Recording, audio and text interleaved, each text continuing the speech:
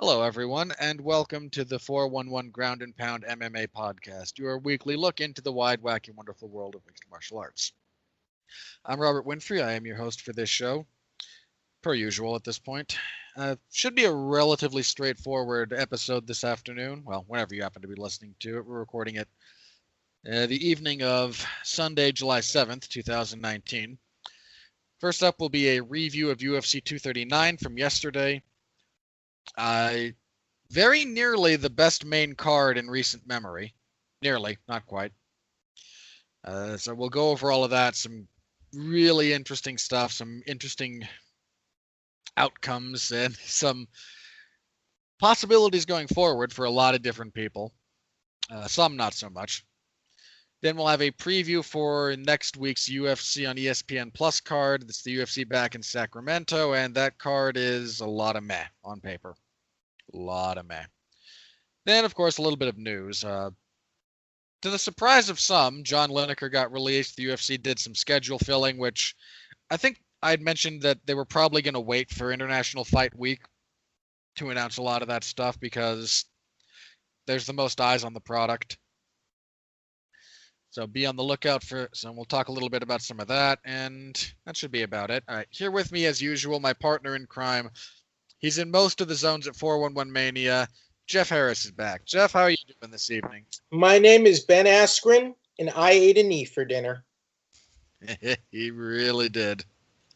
See, that joke you like for some reason, but you'll no-sell all my other jokes. But whatever. It's cool. My sense of humor is mercurial. Okay. You've got me a couple of times. Okay, fair enough.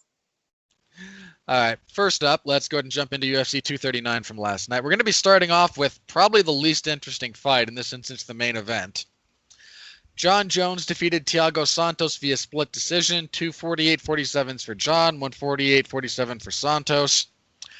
I think, officially 49-46 for Jones. 48-47 for John is probably the more accurate scorecard, all things considered. And really, given how the rounds played out, I can't yell at anybody about a 48-47 for Santos. I mean, it's just pretty stupid. Again, it's just, I don't agree with it, but I can't really point to three rounds. Santos had his moments in that fight, but they were few and far between. He was clearly hurt by Jones. Even the moments where it looked like he was good, like he was doing good, was like a slip by Jones, and to me, not really like a legit knockout. I mean, again, there's a reason I scored it the way I did. Not to mention, Chael Sonnen scored it for Thiago Santos. I know. Do you really want, to the people who scored it for Santos, do you really want to be in the same company as Chael Sonnen? Those of us that scored it for John are in the same company as Dana White. So, I'd rather be in that company than Chael Sonnen. Yeah, never. Well, I don't like either. Look, I don't like either of them. Puts you in that column too, Robert. Look, I wind up occasionally. Dana and I wind up on the same side of things. It happens. Look, quite frankly, you took way too much nonsense about this decision. It was clearly Jones's fight. I'm sorry. I don't think it was that clear. Again, was it an awkward and underwhelming fight? Yes. Was Jones' performance sort of a little weird and questionable at points? Yes. But he won the fight. He did. Clearly. Again, if we're just given the round-by-round scoring, I can't get on board with, how clear a lot of people are making it. I disagree with giving it to Santos, but if you want to say Santos won rounds like 1, 3, and 5, I mean, I'm not really going to argue rounds 1 or 5. Round 1 was sort of... John did very, very little round 1. Round 1 was, like, rounds 1 and 4 are the most definitive. Round 1 pretty solidly goes to Santos. Round 4 very solidly goes to John. I find it hard to even give him 2 rounds. I mean, again, the 5th, John took off. Just, like, almost straight up took off. Yeah. So, it's just... And if I really wanted to get into the nuances of it and whatnot, I'd have to rewatch the fight and really, really pay attention. And I just don't think there's all that much interesting that took place here. Dana White, though, was not almost uncharacteristically calm about last night's main event.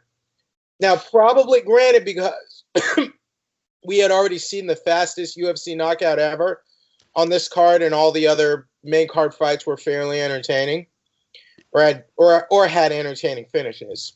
Yeah, if you put that same main event on a dull card, I think Dana buries everyone. But the rest of this card was the rest of the main card delivered in such a way that, all right, fine. This, but it's so rare you get all of them that are great. Close to one of Jon Jones's best career performances. This might be his worst. This might genuinely be Jon's worst performance of the last 5 years.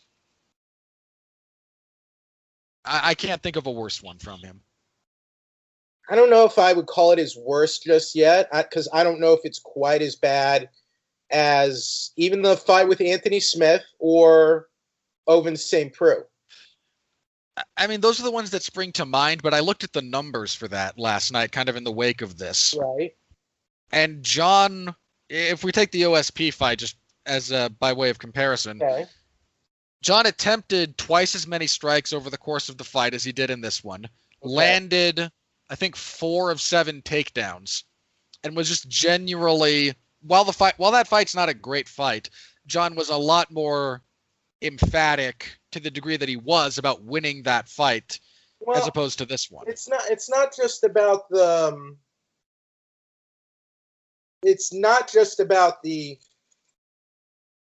numbers to me. It's just about the fight as a whole. And I don't know, I just think the Ovince St. Preux fight was just more of a bore. OSP had nothing approaching even the moments that Santos did on occasion. But I mean, sure, the OSP fight was less engaging in a lot of respects. Here's my thing. I feel like OSP gave Jones nothing, and Jones gave, and because he gave him nothing, Jones didn't really bring anything at all. So that was sort of my feeling there. This fight, it just sort of reminds me of those periods where George St. Pierre and Anderson Silva and their dominant title reigns were having those sort of stretches of really uninspiring performances, which I think you and a lot of people can't deny they did have at some points. That happened. I mean, also of note. And look, not to knock George St. Pierre, but he even admitted at one point he was getting burnt out on success. Yeah. And he was sort of not tired of success, but I think in one interview I recall he even said he was, he almost wanted to see other guys win and beat him and get success over him. It's kind of a weird thing, but I kind of understand it. But yeah, he was definitely getting burnt out. Dude, it's a grind, man. MMA is a brutal sport, not just in the cage, but all the prep, the constant, and especially when you fight when you're placed in a prominent position within the UFC, and there's all the other media obligations, and there's all the other talking points, and it's an absolute grind. And George, here's what confused me about this fight.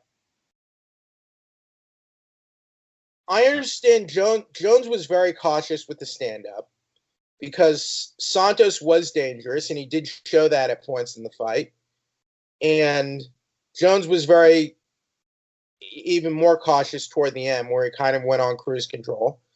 But I just don't get, why didn't he even really try to take the fight to the ground when he really had a fighter with a bad wheel?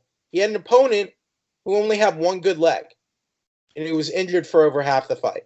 I mean, yeah, towards the end, he had half a good leg. His left knee he blew out his left knee doing something, and then Jones kept kicking the other one. There were points, again, in the 4th and 5th, when both of Thiago Santos's legs are clearly giving him trouble. Now, I mean, look, was this as bad as, that Jamie Varner fight where he was, bouncing on one foot?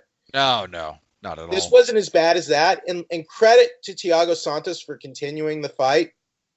And, he kept trying to fight and kept trying to engage Jones and kept trying to win. I think Santos deserves credit for that. However, I guess I'm just disappointed with Jones really trying to do anything when he had an opponent who could barely stand, and Jones is this amazing wrestler. He's not fighting another wrestler or a guy who's Santos isn't really known to be like this wizard on the ground. Why not just try to take him down? I bet he could have finished him there. Or if not finished him, done a lot of damage. Jones is very good on top. His top He's the best. He's one of the best in the world from top position. His ground and pound is horrific. So that I just don't understand. If I had to, I mean, all I can do is speculate in some instances, baselessly. So be aware of that. But Santos did a pretty decent number on Jones's left leg with kicks, and Jones might not have felt comfortable getting the drive necessary to really execute a takedown off of that leg. Santos had some decent kicks of his own. But, I mean, isn't that even more of an incentive to take the fight to the ground? To not have to deal with that? It can be. I mean, Jones checked a few of them. Santos stopped throwing them for periods of time. It's, again, the kind of the ebb and flow of the fight. I'm with you. I was a little surprised he didn't even attempt one at any point. That was very surprising to me. I feel like he might have tried to take down once, or it could be mistaken. He might have like had a trip, or he thought about following Santos down when he either tripped up or slipped a couple of times, but right. He never really committed to any kind of either double leg, single leg, trip from the clinch, ladder, anything. It was really surprising to me that I still wouldn't call it his worst performance, but it was definitely just an awkward, underwhelming performance. And Jones looked a little beatable last night, too. In some respects, yeah. I mean, and I've been trying to kind of, get my head around this in some respects, but, John is 31. Yeah. He's got 7 fights? At this point, probably. Let's see. And 20 of those, I believe, are in... And I believe 20 of those are in the UFC. Right. And that all does take a toll, not to mention, some of the partying he's done. Training, all that time. Yep. And this is the busiest John has been in quite some time. This was his This was his third fight in 7 months. Right. And some guys really thrive on that fast turnaround. Right. I don't think John is one of them. We'll see. I don't think he should be a once a year kind of fighter, but 3 in 7 months is a heck of a stretch for anyone. Well, to me, he didn't look worn down last night. It just looked either the game planning, the strategy. It didn't look like a matter. He didn't look old and slow last night, is my point. No, not in the traditional sense, but he just kind of looked like maybe a bit of the grind was. I don't want to say it's that, but I don't know. It just seemed.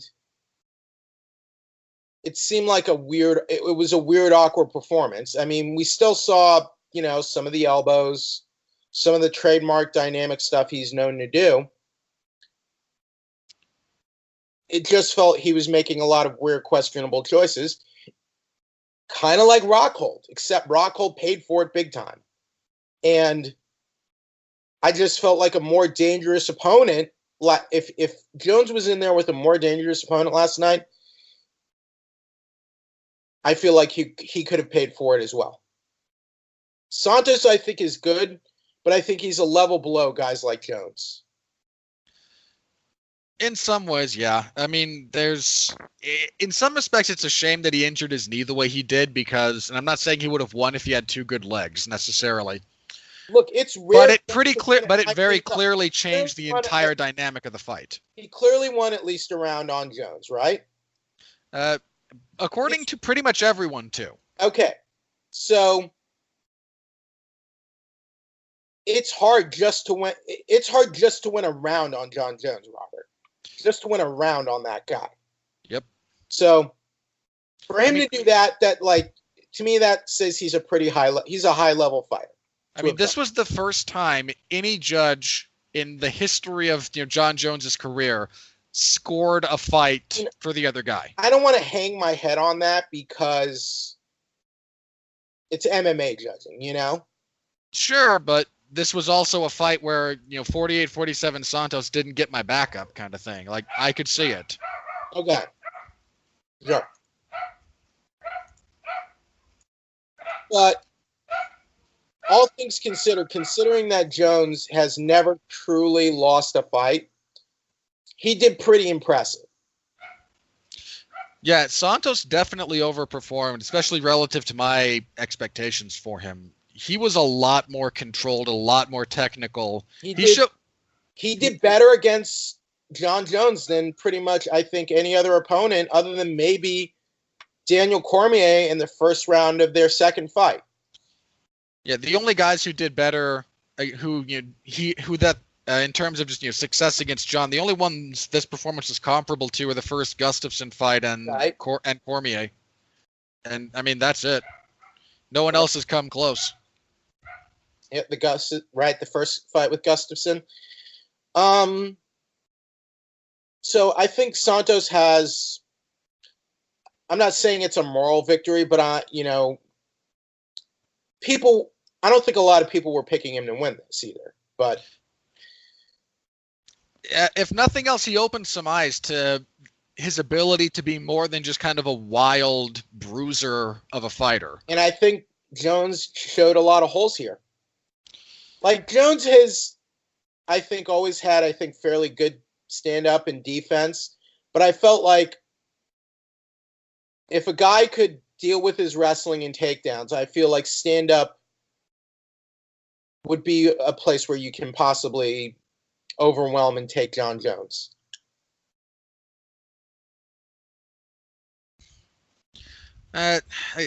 Sort of. Again, there's a few tendencies that John has, but you didn't really see them. Head open a lot. He does.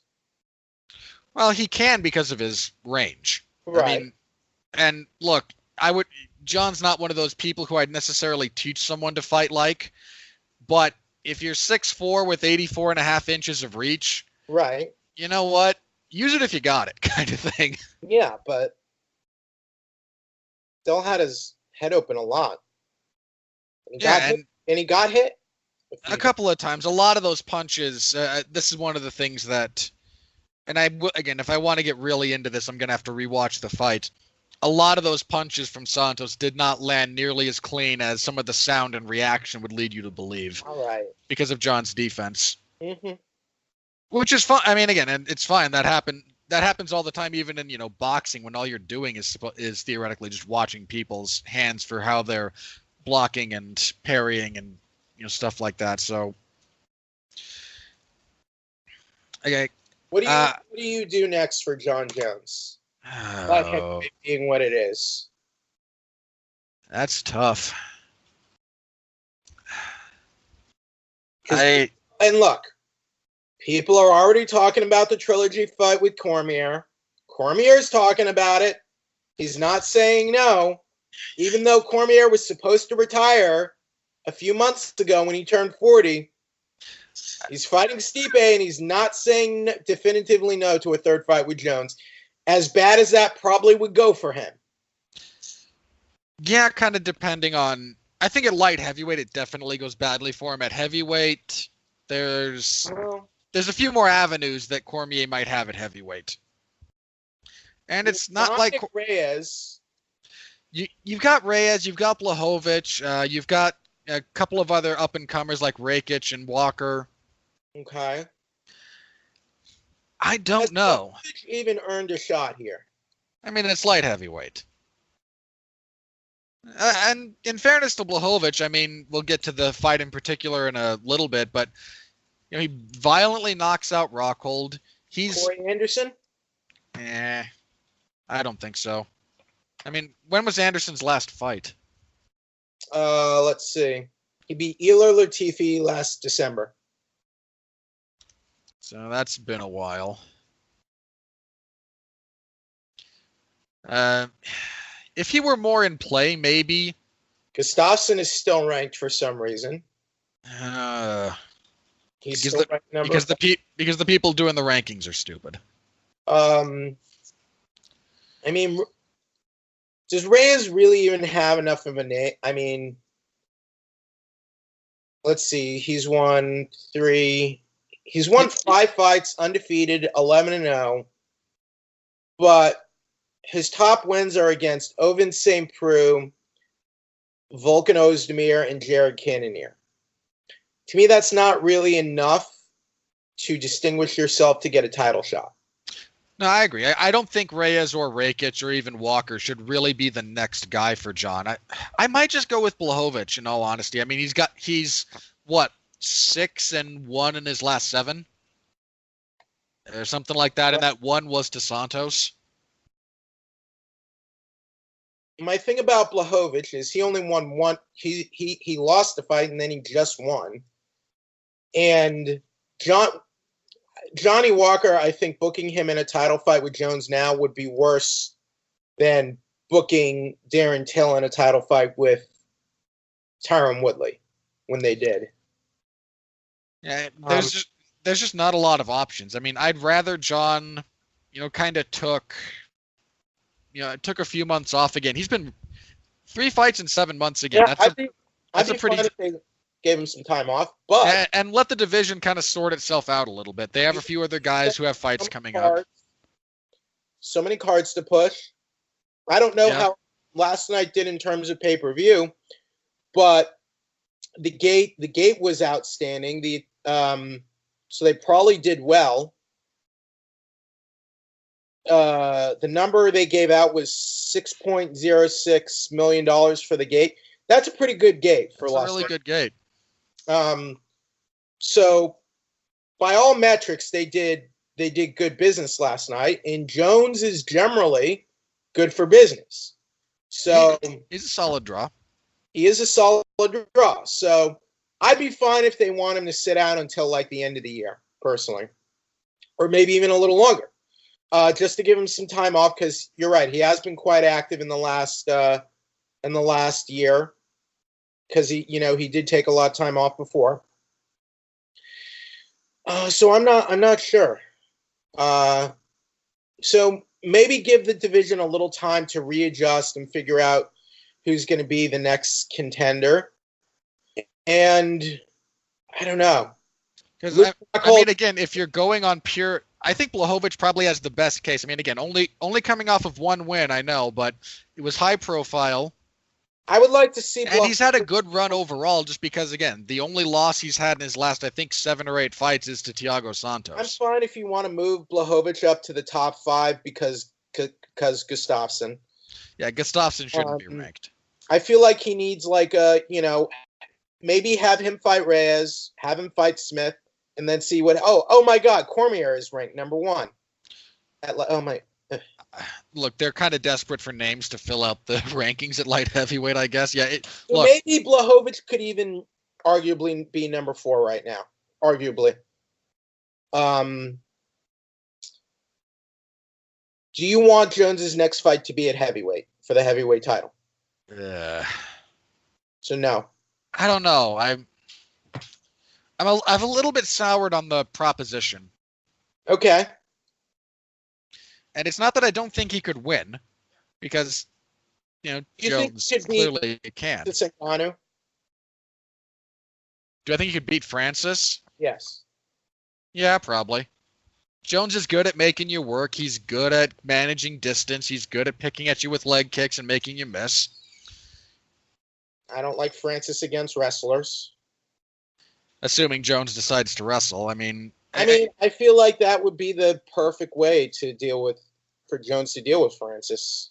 You spend a round being cautious about managing distance and avoiding punches. You kick him in the leg a few times. You make him work. You make him miss. You make him swing. You make him tired. I just think trying to box Francis would be monumentally stupid. For prolonged periods of time, yes, but also if all you do is go in and shoot on him, we've seen how disastrously that goes. Yeah, you know what I mean. I do. Jones is good with transitions. He's always been good with transitions. Yeah. And especially, I mean, he'd also probably get clinch Francis a lot to, wear his arms out and go for that shoulder wrench he likes to kind of screw you up. Stipe did that too. Yeah. And Jones is just such a studious fighter that I don't think he'd make the same kind of boneheaded decisions that a lot of guys have against Francis that led to them being real problems. What about Jones versus Stipe at heavyweight? That's a tough one. That could be a realistic prospect. That's a really good fight on paper. So I don't know. I mean, if Jones chooses to do that, I'm okay with it. If he'd rather stick around at light heavyweight and keep going for, what he's doing there, okay. I don't know. For some reason, over the last little bit, I've just maybe I'm just sick of, the double champions that have been going around. Some of it also might be, I think John's a little bit onto something when he talks a bit about how some of his advantages don't necessarily translate to him at heavyweight. I agree. I think he's got something there. So I don't know. I mean, if he goes his whole career and never fights at heavyweight, I'd be a little surprised, but I don't think anything will be of value necessarily will be lost. But the thing. Now the fight people are mainly interested in for him is the third fight with Cormier. Yeah, we'll have to see how Cormier and Stipe plays out, but the road does seem pretty clear for that to be the next fight for all parties. It would be a big fight. It would be a big fight. It would get a lot of interest because it always does. And even though Cormier quote unquote lost both of those fights, if it were to happen at heavyweight, it would get a little more interest, I think, on Cormier's end. Yeah, I don't think it would probably tighten the betting lines. If that fight takes place at heavyweight, it absolutely will. Okay. But there we go. John Jones wins. Sorry, Anthony Johnson just got submitted in like 50 seconds by Craig Jones. Don't screw with Craig Jones, man. All right. If there's nothing else on the main event, let's move on to the co-main. Amanda Nunes TKO's Holly Holm with a head kick and punches, 4 minutes, 10 seconds in the first round. Amanda Nunes is a bad, bad woman. I don't. got really angry when I said that Holly Holm is the biggest one-hit wonder in MMA history last night. And maybe I deserved it, but tell me something, Robert. UFC record 5-5. UFC title record 1-4. Is that really all that impressive? No, not really. Like, why should I be falling over to laud her MMA career when it's... And look, granted, those fights were against the likes of Amanda Nunes, Cyborg, etc. But look at her wins. Megan Anderson and Bet Kohea. Those are her last two wins. Yeah, she really does need to be looking for the door, I think. And I'm not really one to call for retirements necessarily. She had an easy... All of her title fights, she was basically given. Yeah, she's the female Uriah Faber in that respect. Okay. MMA record 12-5. Why am I wrong? Tell me why I'm wrong. Why am I unfair? Why am I wrong? I don't think you're being unfair necessarily. Okay. I think if we want to talk about I'm not talking about her boxing career. I'm strictly. No, I know. limited strictly to MMA. She was given a quick path to the title. She was. And granted, she fought tough opponents, but she lost her first title defense to a woman Ronda Rousey submitted twice. And a woman who went on to do nothing after the fact. Right. I mean, I'd actually argue you could make a case for Misha if she didn't have a decent run in Strikeforce, but she did, so that removes her from the discussion. I mean, what has Germaine de Randamie done since that fight? Okay, you can argue maybe she should have won that fight. An argument I would make, but... Right. But, I mean, on paper, she lost. I mean, technically, if you wanted to say one-hit wonders in UFC, in specifically relative to MMA success, I might go Germaine, actually. Because she barely won a title and then got into a promotional hissy fit and was stripped of it. And did nothing afterwards. I'm just saying, for her, but Holly lost 4 UFC title fights out of 5. Yep. I mean, that's not good. No, it is not.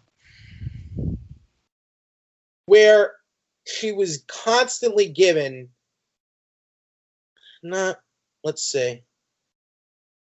she was constantly she was multiple times given back-to-back title fights. Not quite back-to-back, but fairly close. Again, they did kind of with her what they kind of did with Faber, which was, oh, you lost, but we really like you, so win one and we'll put you back in there. Right. I mean, which I didn't like when they did it with Faber. I didn't especially care for that type of matchmaking here. Look, what she did, and look, to me, it's just proof that this isn't necessarily a sport of your actual skill level. It's a sport of matchups, right? Well, some of it's matchups, some of it's just how you do on the night. Okay. And I do want to talk about that relative to the next fight on this card a little bit when we get to it. Okay. Because there's a lot of extremely skillful fighters who just... And look, she got in there at the right time and made the most of it. Good on her. But I mean, what kind of legacy is that to just be the woman who toppled Ronda Rousey and then you lose all your subsequent title fights after that? That's not that prestigious of a career. No, I mean, again, she's had a slightly better one than Matt Serra, whose only claim to fame after beating George was losing, beating Frank Trigg. To the people who think I'm being a jerk, people said far worse about Ronda Rousey when she lost. They did, and I wasn't necessarily. A lot of it was unwarranted. And they work in far higher positions than I do. So, saying. There was a lot of backlash against Ronda that was, mostly unwarranted. And look, some of it was warranted because some of it. Yeah, Ronda's not a terribly likable person. But then, like there was this one writer who was like, UFC was drinking Ronda's Kool-Aid. She was never that good, basically. Which is just ridiculous. Look, again, Jason Whitlock, who ranted on her, his rant was unwarranted. And no one's. But where is any of this directed at Holly Holm? She lost to the person that Ronda beat twice. So what does that mean? It means Misha was a bad matchup. I mean, by and large. Right. And Misha, again, like I think you could argue that Misha is another one of those one-hit wonders, if not for a bit of a run in Strikeforce. Right. Which was somewhat marred by the general level of opposition. I mean, Misha has a better UFC record than Holly Holm. Probably. I'd have to double. I assume that's correct without double checking it at the moment. Maybe not. I mean, she has a better title. Let me think. She's lost less title fights than Holly has. If we're talking just the UFC. In the UFC, yes. Yeah, she's I think 1-2. Because she got destroyed by Ronda, beat Holly, got obliterated by Amanda, and then just mentally checked out. Right. but I feel like she beat more top opponents than Holly had to. I don't know. I mean, if we take away Holly, what's Misha's best win? I mean, Sarah Kaufman, maybe? Sarah McMahon, I think, at the time. Yeah, but McMahon washed it. I don't know. I think even at the time, like, McMahon is just never really panned out. Yeah, she was having a good run a little while ago. I don't know. Again, like, Misha was, she fought a lot. She fought the people that were available to her. Right. But, that whole generation of fight, like, I don't necessarily think Misha has a ton of quality wins. Like, she just kind of stuck around and was in for the grind for a while. Right. What are Holly's quality wins other than Ronda? Oh no, Holly's only got Ronda. I'm not necessarily. Raquel Pennington, Kahea, and Anderson. Those are her only UFC wins. Yeah, she doesn't have a lot. I know. Ronda had a better record than that. Yeah. So, and look, women's MMA still isn't quite as stacked in her divisions. Yeah, women's bantamweight is in a really bad spot, actually. And I'm not like being misogynist. It just isn't. There just isn't as many women. There isn't as many bodies. But even all that, I just feel like her MMA career was not all that impressive. She just looked into her spot because she was getting a lot of hype, being a boxing champion, undefeated, and Ronda Rousey needed a fresh opponent and a fresh face. She won the Ronda Rousey lottery, and she won. But and look, she did okay. She did okay. I think she did probably better than some of us expected in this fight because she lasted longer than Cyborg, right? Yep. And Ronda. So. And Misha. And Holly's a lot older now too. She's 37. Yeah.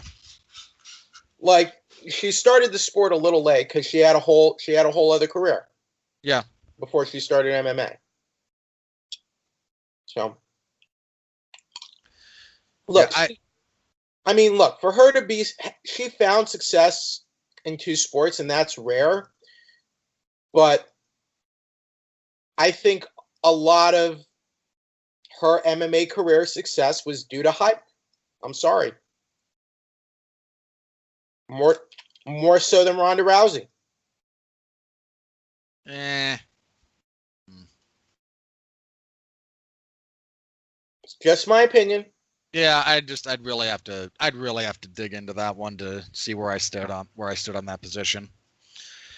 Amanda Nunes wants to make history next by being the first double champion to actually defend both of the titles she holds, which would be the last. That's basically the last like real bridge for a double champion, because that is the only thing that no one who's accomplished that in the UFC has done. I think her other bridge would be breaking Ronda's title defense record. I don't think she cares. She's close. Yeah, but I don't think 4. She's up to 4 now. I just don't think that holds a lot of allure for her. She said after this fight that the next thing she wants to do is defend the 145-pound title. I mean, she could do that, but it's still the 145-pound title. Sure, but it's again, she would also be the first double champion to actually defend both belts while holding both belts. Right. Well, which is a much more difficult task to actually accomplish than. Do you think she beats Chris Cyborg again? I have no reason to think otherwise. Huh. I mean, look, again, I like Cyborg as kind of a generalized rule, but I don't know that what she would I don't know what adjustment she would make to have the fight go differently than the first time. Cyborg was the favorite in the first fight. She was, and I think I picked her. Yeah. Of course, I also said at the time that if Amanda is intelligent, keeps her at the end of her punches, she can succeed, because that's one of Amanda's like best attributes, is her understanding of proper range. Because if you ever watch the Cyborg fight, Cyborg does a lot of very kind of close proximity hooking with her arms, especially like the way her elbows are bent, whereas Amanda is very aware of how far she has to extend her arms to land a punch, and most of Cyborg's stuff winds up falling a few inches short, while Amanda is in perfect position to clobber her. It's a really great attribute Amanda has that she kind of showed off here in this fight. Again, Holly had some success, especially early in this fight, with some of her leg kicks. She kind of rattled Nunes a little bit when Nunes kind of ran into a really stiff check hook, and Nunes reset. But once they really kind of got into the faking and feinting game, and Holly bit on a fake from Amanda, tried to recover by thinking about a side kick, didn't actually throw it, which was unfortunate, because if you're going to go on one leg, you better do something with it, otherwise you're going to be horribly out of position. She didn't. She was horribly out of position, and Nunes kicked her in the face. If you want another example of this very different finish, but watch the second Demetrius Johnson and Joseph Benavidez fight. That entire finishing punch and sequence stems from Joseph thinking about some kind of a step-through kick off of his back leg. So he brings up the rear leg and I believe it's his right leg, like he's going to throw something, stops and just replants it into a stance. But that bit of time when he's immobile on one leg lets DJ adjust the angle, slide it, and then crush him with that right hand. But I mean, how good does Valentina look now after all these performances, Valentina, I think, is the only legitimate threat to Amanda Nunes at the moment. I mean, she is still given. I mean, in the past 5 years, let me preface the past 5 years, she has given Amanda her toughest fights. By far. And she's really been the only one to somewhat not beat her, but stifle her to some degree, or win rounds on her. So, since the Kat Zingano fight. Yeah. Nunes is just an absolute monster at this point. I wouldn't mind seeing that matchup again someday if it comes up. But I don't know. Maybe that's unrealistic. I mean, if Shevchenko gets by Liz Carmouche, and Nunes and all parties are amenable, I mean, the next most viable contender at bantamweight is, I believe, Ketlin Vieja, whose biggest win, I think, was her last one. Wasn't it Zingano? Vieja's been out for a while, actually. Let's see. It was Vieja. It was without a McMahon. A while ago. Yeah, Vieja has been out for a while. Yeah, she's like the next actual contender at bantamweight who's been out for a while and reacts very badly when hit. So if you just want to keep the division moving within itself, it's probably Vieja that you try to go for. But Amanda looks like she's really just sharpened everything up. Basically. Yeah, I mean, your only real hope of beating her is to cautiously, and this is one of the things I think Holly was kind of doing, to make her work. Because, and we'll touch on this when we talk about the Claudia Gadelha and Randa Marcos fight. Yeah. Just because someone has questionable cardio doesn't mean that like the raw passage of time is enough to deplete it. Right. You have to make them work. And again, kind of to Holly's credit, that's what she was doing with Nunes. There was a bit of time in that round when Nunes kind of started biting on Holly's faking, and she was a little bit overswinging. She was getting out of position. And again, she adjusted very well to it, but that's the kind of thing you have to do against a fighter with a questionable gas tank. You do have to make them actually work and deplete it, not just hope that, boy, I hope they can't actually just walk around for 15 minutes. Because, sorry, even questionable gas tanks are okay for a full fight if you let them dictate the pace or if you don't really push it. I just think Valentina Shevchenko is a badass. Oh, she is. Like Nunes and Shevchenko is like the biggest combination of just actual badassery on the women's side of things that the UFC could assemble. It's weird that just watching this fight makes me even more impressed with Shevchenko. Being able to do it just gives further context to how good and how successful Valentina was in those fights, because Nunes is a destroyer of worlds. Right. Like that woman will end you. And I feel like she's only gotten better recently. Yeah, she's worked very hard on a few of her minor issues and really sharpened up some stuff. She's in her prime. She's in the prime of her career, really, right now. Yeah, I don't think it's going to be quite some time before you get another female fighter whose resume is going to realistically approach what Amanda Nunes has done in her career so far. I agree. I think Joanna came close. In some ways, yes. In others, I guess Joanna wasn't quite like the killer that I mean. No, Joanna had a really good run, but again, if we look at what Nunes has done, she beat starching people. I mean, look, she beat every other champion in that division, and she stopped all of them in the first round. Yeah, and Cyborg. She beat Cyborg in the first round in what, under a minute? I mean, yeah. You and I have been around the sport long enough, and I think some of the listeners have as well. You and I can both remember when, Miesha Tate, Ronda Rousey, Chris Cyborg, that was like the holy trinity of women's MMA in a lot of respects. Yep. And Nunes obliterated all of them. I mean, those weren't even competitive fights. She just steamrolled them. I mean, she has put together a ridiculous body of work. I mean, again, 15 years from now, when the sport's evolved a little bit, maybe someone comes along who's able to put forth a compelling argument, but it's going to be a while because Amanda has just run roughshod over the people who came a little bit before her, all of her contemporaries, and a few of the rising generation. Like, that's everything you want out of a dominant fighter.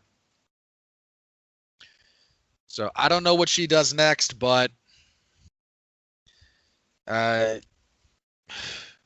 going to be a long time before someone has a realistic chance of beating that woman. She is just an absolute wrecking machine. So they had to scrape Ben Askren off the canvas last night. Holy Jorge Masvidal with the flying knee knockout 5 seconds into the first round. It was less than 5 seconds. 5 seconds officially for the stoppage, yeah. It took 5 seconds for the referee to peel Masvidal off of Askren. Yeah. That's what took 5 seconds. Yeah. This was brutal, man. Is Askren that one-dimensional that he would duck right into that knee? I mean, yes. Wow. Look, Askren's a specialist. He's always been a specialist. Yeah. And in somewhat fairness to Askren, I will say this. I don't think he was expecting the flying knee so much as he saw Masvidal rapidly closing distance, and when someone's putting that much of their weight closing like that, you don't have to be a wrestler the caliber of someone like Ben Askren to go, oh, this is a good time to duck under, double leg them when all of their weight is compromised coming forward. That's why a lot of guys, even when coming forward against strong wrestlers, don't really commit a lot of their weight because they don't want to be caught out of position. Sometimes guys throw that knee, they'll hit the knee and they'll still get taken down. Yeah. Masvidal he got all of it. Really good timing, really good placement, and man, I don't have a whole lot to. I can't. I mean, again, this was a 5-second fight officially. There's not a lot to talk about technically. That what he did does take brilliant timing and strategy. And they were preparing for that. Like if you apparently there's some video that's been released after the fact of the days leading up to it, them drilling that sprint, that move to your right, charge out, flying knee, and let's see what happens after that. But you know what? No one's been able to do that to Askren before. Nope. And everybody knows what he's gonna do. There's no duplicity about Ben Askren's game. There's no mystery. Dude's gonna get a hold of you. He's gonna wrestle you. And I mean, Masvidal just was able to get a read, find that opening, and lower the boom. Man, I like Masvidal, but I still don't think he can beat Kamaru Usman. Kamaru Usman's a really tough fight for everyone. And if Tyron Woodley were the champion, I would actually pick Masvidal in that fight. I think I would lean towards Masvidal. Again, Usman is just a really smothering fighter that no one in the UFC has been able to really answer. This fight was over after that knee. Like, Askren was out. Oh, he was out. He was unconscious before he hit the ground. Had the refs stopped the fight sooner, this could have potentially been the fastest MMA knockout ever. Instead, it's just fastest UFC knockout ever. Yeah. Yeah, Masvidal is pretty clearly in the title picture now. And, for a guy who's been around for as long as Jorge Masvidal has, and, I mean, Masvidal fought in, like, Bodog. I think I watched at least one of those fights. I think he fought in shark fights, too. I mean, he's fought everywhere. Like, fought the guy... Bellator, Sengoku. Yeah. AFC, Bodog, yeah. Crazy Horse fights. Early Bellator stuff. World Victory Road. Strikeforce, UFC, just... he's just kind of been around. He's been a journeyman for a long time. And he just really finally seems to have put everything together. I mean, he was, I think, he was the first guy. Here's a throwback. The first guy to beat Joe Lozon in Lozon's career was Jorge Masvidal. Back in 2005. That was 14 years ago. Yeah, Masvidal stopped him with strikes. Holy crap, Rafael Austin Sal beat. You got to consider him in the title mix right now after a win like that. I mean, he's had a great 2019, man. He's got 2 knockout of the year contenders. And if that flying knee isn't the knockout of the year, I don't know what kind of insanity is going to beat it, but I feel bad for whoever's on the wrong end of it. Right. I suppose I should talk briefly about this because this kind of got brought up by some people, and I'm going to say my piece, and let me be clear about this. I'm not trying to shame anyone for their position. I'm not trying to dissuade anyone from their position on this. But there were some people who seemed really off-put by Masvidal's kind of showboating after the win.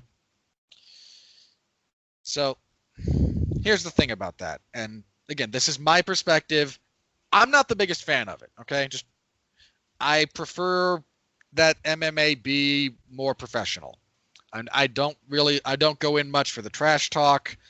I don't go in much for the bitter hatred between fighters, because half the time it's bogus. And I don't buy into the kind of tacit self-delusion that a lot of MMA fans seem to want. There's a lot of fans that want the bad blood, that want the animosity, that helps them buy into the value of a fight. And fair play. And then they also, after it's all done, want to see everybody shake hands and be friends. Here's the reality of that. 90% of the time, that means either the respect is bogus or the animosity is bogus. I don't know why you guys want to delude yourselves about how that works, but you do. So, and whatever helps you get through the day, man. Fair enough. That's not me. That's not my relationship with the sport at this point in time. I'd rather there wasn't trash talk. Again, it doesn't do much for me personally, but the casual fan does pay attention to it, and the casual audience is the largest portion of the MMA audience. Sucks for those of us that have to deal with that reality because, you know, the fans who only tune in for, you know, the big trash talk drama fights, you know, they're nowhere to be seen when some of us, you know, wake up at 3 a.m. to catch a card from Singapore. Right? That's look, the pitfalls of being a hardcore fan. It sucks sometimes. It really does. But Ben Askren, all that is to say, there's a bunch of fighters that will seem to kind of engage in, what's the word for it? Kind of an implicit collusion, where they both know, okay, if we talk trash at each other, more people will be interested, we'll both benefit financially, but neither of us really mean a lot of it. We'll just kind of play it up for the cameras. And again, fair play. Like, you making a living punching other people in the face, do whatever you have to maximize your earning value. But there's a few guys who they don't play. You know, they don't go in for that. You know, I said this after the Conor and Khabib fight. Khabib doesn't play around, man. You know, there's guys who Conor has engaged in trash talk and banter with. You know, Nate Diaz springs instantly to mind. Like, those two were just, sure, in the whole buildup, they're going to talk crap to each other. They'll get involved in some stupidity. And then after the fight, they'll shake hands and be buddy-buddy because they both know they both get the game in that respect, and they're both willing to play it that way. Khabib doesn't play. Jorge Masvidal doesn't play. And Ben Askren, in the lead up to this fight and throughout his entire career, Ben Askren talks a lot of crap. A lot of it. And it's part of his charm. I get it. When he releases stupid parody videos or when he's on Twitter and ends everything with boom roasted because he's aware of a little bit of how cringy he is, it's part of his charm. And to those who are charmed by it, fair enough, I get it. He chooses to make a name to help facilitate his career in addition to his fighting abilities with a personality like that. Fair enough. Not my cup of tea personally, but fair enough. This is a tough business. You make money how you can. And if that helps him, fair play. But when you run across some guys who take that stuff personally and they brutally finish you, then yeah, they're going to celebrate a little. And again, I'm not saying you have to like what Jorge did. Again, I'm not a big fan of it. I'd rather you didn't. I'd rather that wasn't a real part of the sport. It does not contribute to my enjoyment. But Jorge Masvidal doesn't play around. And if you talk as much crap as Askren did, are you really going to be surprised when he reacts jubilantly to finishing him and does kind of clown on him a bit? Again, I wouldn't teach anyone to do it, but I mean, who's surprised by this? And I mean, really. So it didn't bother me, but I'm also kind of just numb to, as long as you don't break the rules, I'm okay with, I've just kind of become numb to the majority of the stupidity that fighters do in the cage. Didn't throw a dolly cart. Which is also illegal. He didn't jump over the cage and start a riot, so He did not. I don't really care. Yeah. I mean, again, for me, it was just an odd thing to see people react that way to it. But Askren got what he wanted. He wanted this fight. He didn't want the rematch with Lawler. He wanted the winner of Till versus Masvidal. They gave him the fight he wanted. He was provoking Gamebred, was he not? Again, Ben Askren pokes the bear. I mean, And the first thing sometimes he that did, works. Sometimes that works. It's undeniable. it does. It's a mental game. And if you can use that to your advantage, as some fighters can, as some fighters do, I say go for it. It didn't work for Askren, and this is what happens when it does not work. Sorry. Yep. That's basically my perspective on it. So yeah, Masvidal in the title picture, kind of pending the outcome of Lawler and Covington later this year. It's really nice to see Masvidal. Situation with Usman, we could be having another interim title fight coming up. It's possible. It's nice to see Jorge succeed, and I did want to bring this up because Masvidal is a guy that has, for the last 4 or 5 years, probably longer actually, visibly possessed the complete tool set to be a truly elite level fighter. But for some reason had points where he just coast, mental hiccups, a few bad decisions, a few close decisions. And some of that's just the breaks of the fight game. Like close fights that could go either way, like the Damian Maia fight. Fair enough, could go either way. It's going to go one way. He matured a little late, I feel like. Yeah, whatever happened over 2018, whatever he did that year, and he apparently went on some kind of technology-free retreat kind of thing that really seems to have done some work for him. Whatever he did, he has finally kind of really put everything together consistently.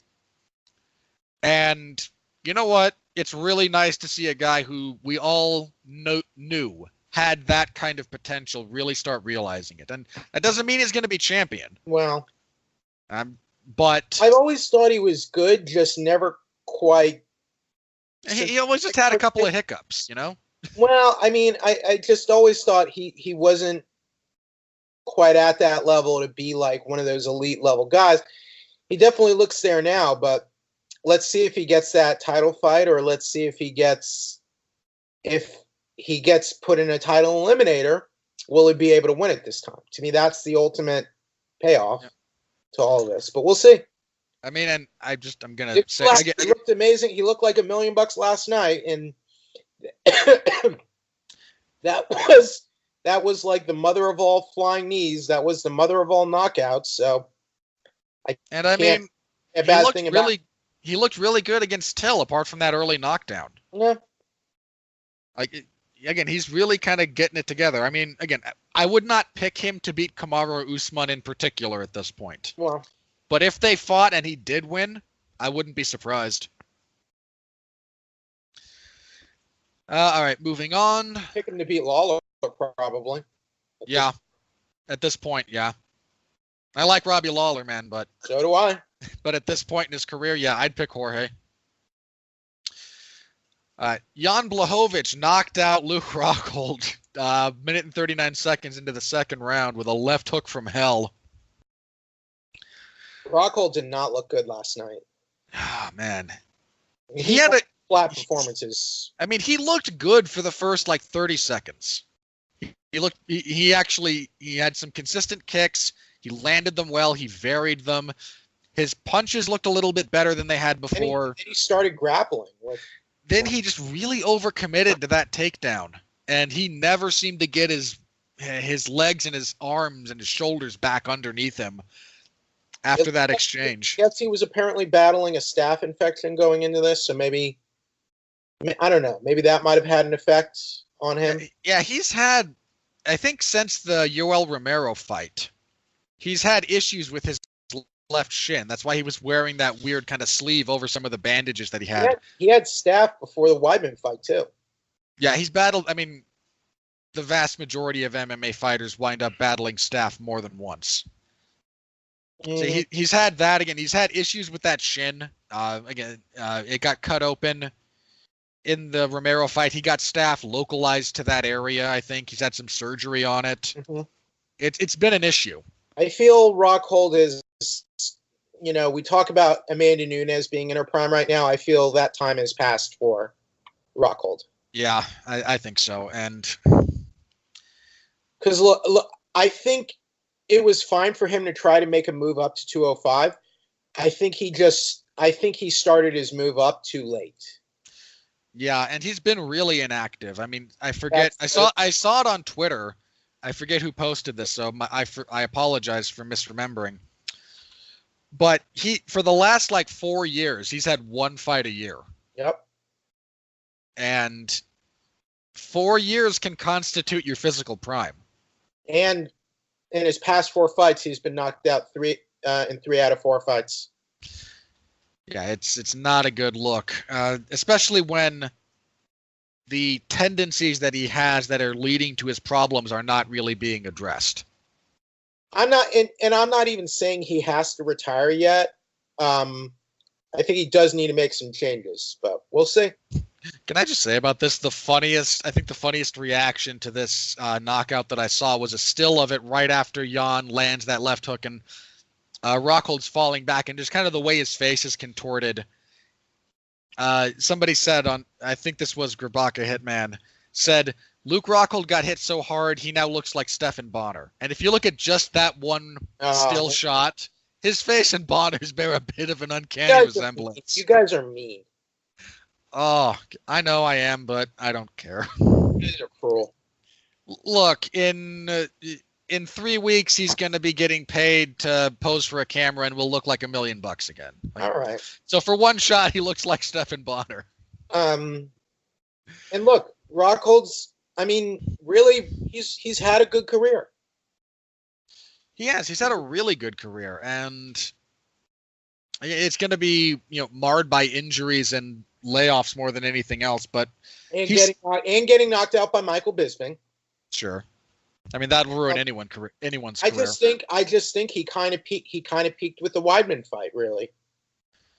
Yeah, maybe not that fight, but like that run was sort of like the peak of his career. Yeah, after that fight, some of his injury issues seemed to really start amping up a little bit. Because, I mean, he was off for a while before the Bisping fight. No, because that was in December. Oh. No, the Bisping fight was the June after the December fight with Weidman, so that wasn't that long. They were trying to make that was supposed to be a rematch with him and Weidman, wasn't it? That's correct. Yeah. I mean, I still wouldn't mind seeing a rematch between those two down the line, but to me, I feel like that's almost sort of like Rockhold's last chance, almost, to kind of make a go of it. Well, he's going to be out for a while. I mean, his jaw was broken in this fight. Oh, damn! I didn't even know that. Yeah, I believe they confirmed that. They confirmed that medically. His jaw was busted. I mean, I like Rockhold, but I mean, look, kind of like Askren, he talked a big game going into this, and you see Anthony Smith's reaction. No, what did he? I mean, because I know he had it. Smith had. Oh yeah, he and Rockhold had traded some barbs. His reaction was the gif of Kermit the Frog sipping tea and just says, Luke Rockhold talks all that shit, but that's none of my business. I mean, he had every right to do that because I got a kick out of it. Rockhold likes to poke the bear. He likes to poke the bear a lot too. He does. And look, I have no problem with that. It's just that, if you choose to do that, the piper comes due. If it goes the other way, you're going to have egg on your face, The bill comes due for that. Exactly. And look, I like Jan Blachowicz, but I mean, he's never really been, until recently, been like that high level of a light heavy. I mean, look, he lost to Jimmy Manuwa, Corey Anderson. He was 1-4 in the UFC at one point. Exactly. That's what I mean. And here's the other thing, Robert. He's not a knockout guy. This was his first knockout in almost 5 years. His last knockout was in 2014 against Ilir Latifi. His last finish via strikes, yeah. When he crumpled Latifi with that body kick. Right. And how often did Bisping knock people out in his career? In the UFC? Very infrequently. Like, let's see. For Bisping, the fight with Kung Lee. Even that was even that wasn't a big knockout. It's just an accumulation of damage. Right. That was like his first straight knockout, his first straight one-punch knockout in his UFC career, I believe. Yeah, I mean, again, even if we talk finishes with strikes, he had. Jason Miller, Kong Lee, and I think one other one. If we go way back again, he had a few others because he finished Jorge Rivera. Yeah, Jorge Rivera. He finished Josh. Dennis Kang. And he finished Kang. Did he finish? Kang. Wait. Did he finish Kang? Yes, he did. In Jason Day. Yeah, Jason Day. He finished. Did he finish Elvis Sinisek back in the day? Yeah. And then he finished Josh something or other to win his season of The Ultimate Fighter. Correct. But yeah, with a guy with as many fights, he was not a finisher, and Jan Blachowicz isn't either. That's my point, and he's getting knocked out by those guys. Yeah, it's a problem. He needs to address that if he wants to keep going. But Rockhold has had a good career, and it looks like he has prospects outside of the sport, so he doesn't have to continue fighting. But it's not my decision. Yeah, if I'm him, again, I take some time to really kind of consider whether or not I want to keep doing this. He has a successful model career. He's like a cover boy. He is actually I believe the cover boy for the Ralph Lauren line that's coming out. And these are prestigious brands. In the modeling world, that's a big deal. Right. And look, his fighting career probably helped open doors for that. Along with his dashing looks. I mean, any athletic career, it has a relatively short shelf life, so use it to open other doors. Yeah, and I feel like he's done that. And look, we hear about the whole small window. I feel like Rockhold's window is nearly closed at this point. Yeah. Because he's 34. Arguably, he's already old in the sport now because he's 34. He's at that age. And with the types of injuries and the layoffs that he's had to deal with. But the good thing is he has a lot. He can end his career now, and so can Holly Holm, and they both have a lot they can hang their hat on. Like who can? Very few people can say they were a UFC champion. That is a relatively small club. And get to do what he's done in his career. So I'm not saying he should. I'm saying he needs to start thinking about his exit strategy.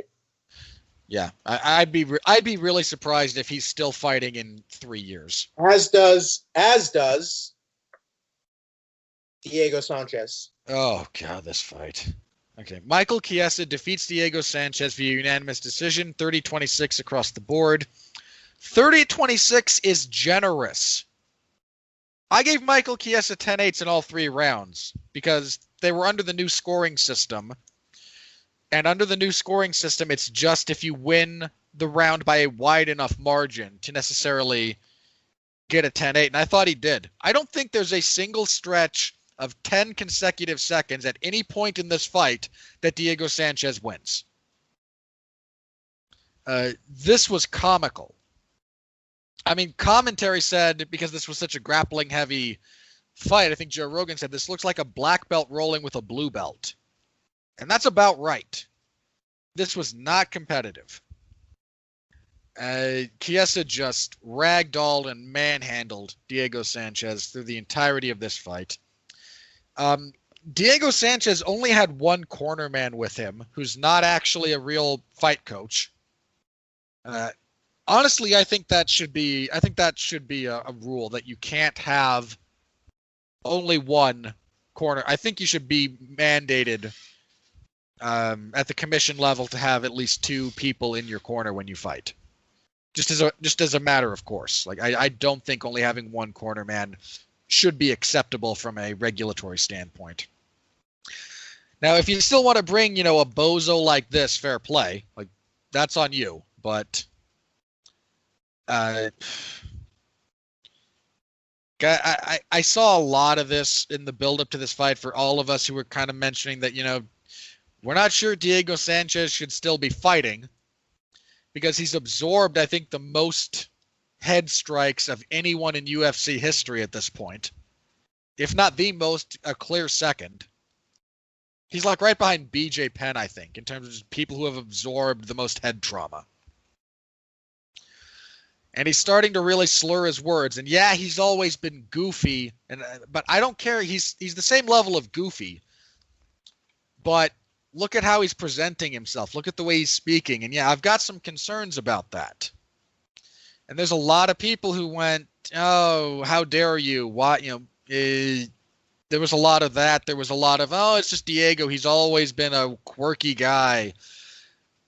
And there was some stupidity like, "You'll change your tune when he wins the fight." Like, I'm sorry, does winning reverse brain damage? Did that become a thing? Because I don't think it is. Look, Andrei Arlovsky still wins fights. That doesn't mean I'm not concerned about the amount of damage he's taken to his brain. Winning is ancillary to the discussion about your health when you fight and whether or not whether or not you're in an ethical position to continue sanctioning someone to fight. I mean, all these people came out of the woodwork when BJ Penn had a decent 5 minutes against Clay Guida in 2019. No, that's not how this works. So Chiesa gets another win. He said he wants a top 10 guy next, and which is somewhat comical after beating, Carlos Condit and Diego Sanchez. The guy who won his last 2 fights. He beat guys who shouldn't have been in the UFC. I care much less about that. Carlos Condit. Sorry. He lost to Anthony Pettis. Yeah, I know. He beat Condit, and I like Condit, but Condit was on a pretty bad skid at that point. And now he beat Sanchez, who, again, I question if he should even be sanctioned to fight. Now he wants a top 10 guy at welterweight. I get it. Last 2, though. I don't care. He beat Mickey Gall and some bum from Scotland. Was he from Scotland? I don't know. Was on a. Greg White, I don't know. He's from one of the British Isles. I don't know what his specific nationality is, but he should. I mean, Craig White shouldn't be in the UFC. Yeah, he's British. Okay. I mean, White shouldn't be in the UFC. He's not a UFC caliber fighter. That was made abundantly clear in both of his UFC fights. Arguably, Mickey Gall isn't UFC caliber either. I don't think he is. I mean, his whole success in the UFC was largely predicated on beating guys who also shouldn't really be in the UFC. I mean, the guys Mickey Gall, he had one win that wasn't over a just bizarre. Yeah, okay, he beat George Sullivan. That's his only quasi-legitimate UFC win. Other than that, it's Mike Jackson, CM Punk, and Sage Northcutt. With losses to Randy Brown, the legitimate guys that he fought, he got beat by. And Randy Brown and I can't believe I'm saying Diego Sanchez is legitimate in 2019. But if you're getting finished by Diego Sanchez in 2019, you shouldn't be in the UFC.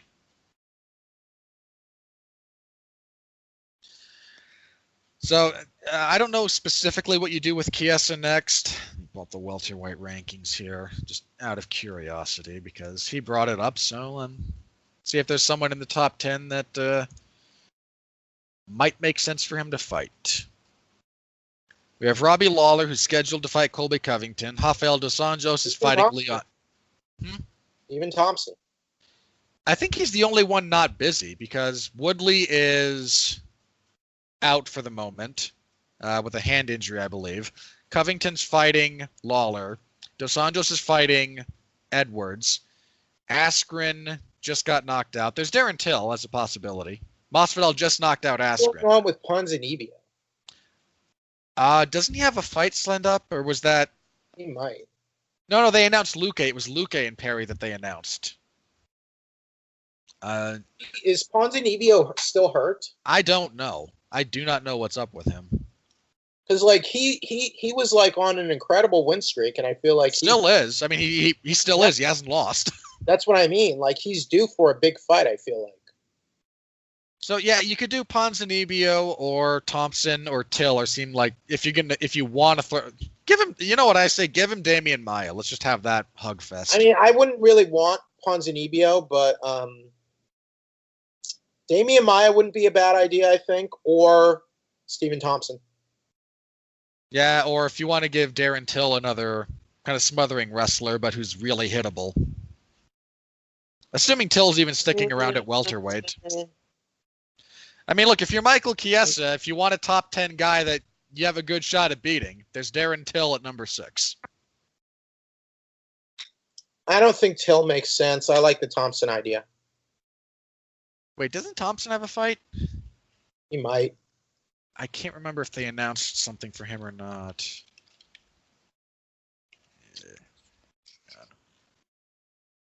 I don't believe he does. No, he just had the knockout. Yeah, because he just had the loss to Pettis, but yeah, I don't think he's. Leon Edwards. Does he have his next? Yeah, Leon Edwards is fighting Rafael dos Anjos. They are. I think they're the main event for. Oh, there's some. Yeah, they're the main event for the San Antonio card on the 20th. Should dos Anjos still be ranked in the top 5? You think? No reason he shouldn't be. I mean, he had the 2 losses, but they're to Covington and Usman, and. But his only win was Kevin Lee. Well, that's the win to break the losing streak, but right. I don't really have a problem with him being ranked there. Okay. I mean, who would you put I mean, Masvidal might wind up above him after that performance, but I don't have a problem with it. I feel like Masvidal should be top 3 right now. Yeah, Masvidal's going to leapfrog dos Anjos. I feel dos Anjos shouldn't be above Askren at this point. Maybe going into last night, not, but at this point, I think I would. See, I'm not sure even Pettis should be in the top 10. Oh, Pettis shouldn't. I feel Ponzinibbio for right now and Edwards should both be a little higher. I agree. Like, I feel Edwards should solidly be in the top 10. Like, maybe Edwards is 9 or 10. And I feel Ponzinibbio should be, like, 6 or 7. Yeah. That's where I would put them. Like, I feel Ponzinibbio is just outside the top 5. Yeah, again, that's probably where I would have them lined up at the moment, but I'm not asked to submit a ranking for the UFC, so... Just based on this list I'm looking at right now, which is the official rankings. So. Yeah, I'm looking at them too, and again, this is not how I would have them ranked. I kind of agree more with you. My just feeling is when you lose back-to-back fights, I feel like you should drop a little bit more. He did. The Lee win boosted him. Yeah. That was Lee, but was that not Lee's like official welterweight debut? It was. I mean, that was really his first fight at welterweight, even though he had missed weight before. So, I mean, it's the UFC rankings, man. Your head will explode if you think about it too much. Overly keeps you at number 3 is my feeling. I feel like other guys can, but whatever. So yeah, again, I'd be okay with Chiesa fighting someone again near number 10-ish, but man, Chiesa's a big dude. Looking at him in that fight, like the fact that he made 155 as consistently as he did. I'm not sure I see him. I think he can make it to the top 10 level. I'm not sure if he can like make it to that upper echelon, but he has some good skills. I think can get him pretty far. Yeah, he's a bit on the one-dimensional side in terms of him really wanting to grapple and backtake kind of thing, but he's really good at it. And it's not like he's completely out of his depth in the other areas. I mean, he he did fairly well considering his trouble making it to 150. He did fairly well at lightweight. Yeah, he had a solid lightweight career, all things considered.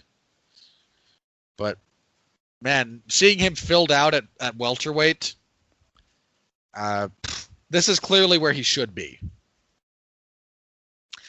All right, that was your main card. Again, the main event, bit of a dud. The rest of it, and Chiesa and Sanchez, I mean, if you see the first round, you've seen the fight kind of thing. But, Rockhold and Blachowicz was solid and had a good finish. Masvidal's knee to Ben Askren was a thing of beauty, and Nunes continuing to make history. And that was a decent enough, kind of 4-minute fight. So, really solid main card. As for the prelims, Arnold Allen just pieced up Gilbert Melendez to win a unanimous decision, 30-27 across the board. Very surprising. How so? It was a joke. I was going to say, I mean, if you mean that Allen couldn't get a finish, then yes, I agree. Melendez shouldn't be at featherweight. Pretty clearly, this is not a good weight class for him. And, I mean, look, when we talk about all-time great lightweights, Melendez is not at the top of that list, but he's in the discussion. He ranks probably in the top 10 best lightweights ever at the moment. But that was a while ago, and that's not where he is now. Good win for Arnold Allen, who continues to show a lot of skill. Guy to pay attention to, and not just because he beat, an over-the-hill Melendez. Arnold Allen's been on the radar for a while for a lot of us. Marlon Vera defeated Noelin Hernandez via rear naked choke in the second round. This was kind of a funny fight, just because in the second round, Marlon Vera is able to get out from under Hernandez and just kind of decide somewhere in his head, you know what, I've had enough of this. And then charges forward, punches, flying knee, back take, choke, done. Like when Marlon Vera decides he's going to go, he goes. Claudia Gadelha defeated Randa Marcos via unanimous decision, 30-27 across the board. This fight sucked. I mean, credit to Gadelha, I suppose, for winning a fight without going for a single takedown, but this fight was pedestrian. Song Yadong, man, knocked out Alejandro Perez clean 2 minutes and 4 seconds into the first round. Perez threw a bit of a naked inside leg kick. Song read it and just lowered the boom with a right hand. Beautiful finish. Song Yadong, man, he's coming along. He's got some explosiveness to him. He's got power, and he has really, really good reads and reaction time. Really pay attention to that guy. Edmund Shabazian defeated Jack Marshman via rear naked choke a minute and 12 seconds into the first round. Commentary is all over this guy's jock. I mean, look, there's a lot of upside to him. He's shown some pretty serious skills, but reacting to beating Jack Marshman like this, Jack Marshman is a meh fighter in the UFC. I mean, Shabazian was as high as like a minus 800 favorite. This is exactly what was supposed to happen. Can we not be overly shocked? Chance Rencounter scored a bit of an upset, defeated Ismail Narudiev via unanimous decision, 29-27, 29-28, 30-27.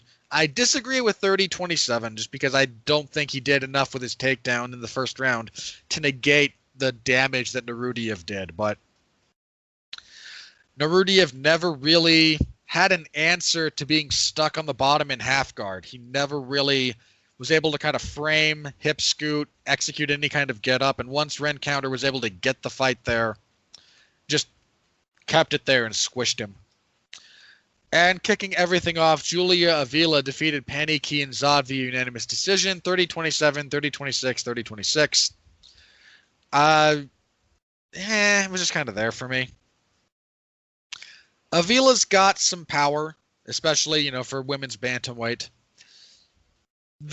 She's only she's got less than 10 fights, so when I say there's stuff that needs ironing out, that's to be expected from anyone at that stage of their career. But there's stuff she needs to iron out. But, she got a good win in the UFC, so, good for her. All right. Jeff, anything from the prelims you wanted to touch on? Marlon Vera got a pretty sweet one. Marlon Vera's good. Took me a while to come around on him, but I did. Looked good last night. I think we need to cut Ronda Marcos. I don't get what it is with her. I mean, this is just kind of the fighter she is at this point, I think. I mean, if the UFC does cut her, I can understand the reasoning. I mean, if you're going to cut Elias Theodoro, I feel like you should cut Ronda Marcos. I think the only thing kind of helping Randa's case argument in that case is the strength of the division. Because, the lack of... middleweight, solid division. Women's strawweight still could benefit from just having the extra bodies. Who have won fights in the UFC, I guess. That was not a good fight. I mean, look, the first time she loses 2 in a row, I think she's gone. Because that was not a good fight last night. That was and I like Adelia, but that was probably one of the worst fights of her career. It was one of the least interesting, but I think, if we're talking technically, she looked worse against Nina Ansaroff than she did here. I dislike this fight more, though. Oh yeah, I don't disagree with that at all. Anyway, that's all I have for prelims. All right, thanks to everyone who read or followed along, be that live or after the fact. God bless you guys. You can find what I do a lot of places, and you choose mine, so thank you for that. Always appreciated. And I hope you'll come back in the future. All right. Next up, the UFC will be back in Sacramento, the capital city of California, for UFC on ESPN Plus 13. Yeah, this is not a really good card. This is one of the weakest main events ever. Jermaine Durandamy versus Aspen Ladd. Now, let me be clear about this when I say it's a weak main event. I don't hate the fight. That's a perfectly acceptable fight for all parties. That is going to pose interesting questions of both fighters, make sense for both fighters. It just doesn't really make sense as a main event. Jermaine Durandamy technically on a really good winning streak, 4 fights in a row. Her only loss in the UFC is to Amanda Nunes. Decorated Muay Thai competitor. And Aspen Ladd is one of the few kind of rising prospects / near contenders in the division. Ladd is young. She's only 24 years old. She's undefeated, 3-0 in the UFC. 2 of those are finishes, and she put a pretty good beating on Sijara Eubanks. And this is Ladd's first appearance on the main card of any event she's been a part of. She's been on the prelims for every other UFC card she's been on. But now, hey, main event. This is actually kind of a tough fight to predict when you kind of put aside the, quasi silliness of it being a main event. This is a step up in competition for Ladd, and it's a tough style for her because Jermaine Durandamy has really good kicks and a really good knee game from the clinch, and is an appropriately dirty fighter. She'll do whatever the ref will let her get away with. So it's kind of a tough one to call in that respect. I'm going to be cautiously optimistic about Ladd and lean towards her in this fight. But again, this is a pretty significant step up for her, and if she's just not ready for it quite yet at only 8-0 and 24, then fair enough. That's happened to the majority of fighters who take that kind of step. It winds up being a learning experience, and they, hopefully come back stronger. So I'm going to lean towards Ladd, but Just a little bit. Jeff, do you have any interest in this fight, and who do you think is going to win? Aspen Ladd, no interest in this fight. All right, your co-main event, returning from retirement, because LOL MMA retirements, Uriah Faber, the California middle-aged man, will be fighting Ricky Simone. I don't know why this wasn't the main event. I mean, Faber's clearly here just for marquee name value in the market, in the the local market. Well, Faber's coming out of retirement, and they probably don't want to put him in a 5-round fight. Could be. And he's fighting Ricky Simon. Also true. I'm just saying, Faber's there to sell tickets, and I don't know, it just seems odd that they wouldn't just go whole hog with that kind of thing. I don't get why Faber is coming out of retirement for a fight with Ricky Simon. Makes no sense to me either, but I mean, it was TJ Dillashaw in a grudge match. I'm like, okay, I get it. That makes sense. I mean, he engaged in a grappling match at the last Polaris event, I think, with Nikki Gordon, and just got schooled. Faber's retirement was good. I felt like he retired at the right time. And I just don't get why he's coming back, and I don't understand what this is. Now he's 40. Yep. Like, I'm not saying it's impossible and it's not unprecedented, but it's leaving me scratching my head. Yeah, I'm with you there a little bit. If he were to come back in Bellator, I would kind of get it. Everyone comes back in Bellator. Because that's the norm. Because that's the norm for Bellator. Look, Bellator is like MMA career purgatory. Your career dies, and it goes to purgatory while it's adjudicated, and then you wind up going somewhere else finally. Yeah, I get it. Like they need to sell tickets and for this event, and they didn't really have this event didn't have much else going for it. But I mean, Faber's 40 years old, coming out of retirement to fight Ricky Simon. I would hope they made this worth his while. I would hope. One would hope. I don't pick against Uriah Faber very often, unless I'm fairly sure he's going to lose. And Ricky Simone has been out-wrestled. I mean, Merab Dvalishvili really out-wrestled him, and Merab is not nearly the experienced competitor that Faber is. But Simone has kind of matured a bit since then. He was able to completely shut down Ronnie Yahya, which is not an easy thing to do. Faber's 40, and he hasn't fought since 2016. I'm actually leaning towards Simone here, and I'm prepared to just let that just be an emotional pick because I'm not a fan of Faber's, but